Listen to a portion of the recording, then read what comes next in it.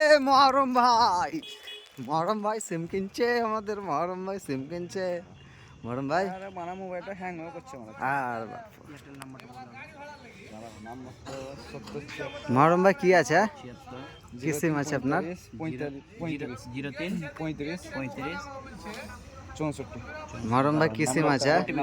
নাম্বারটা দেখে মহরম ভাই ভালো ভাই 70 76 35 03 64 ওটিপি গেল দাও, ওটিপি গেল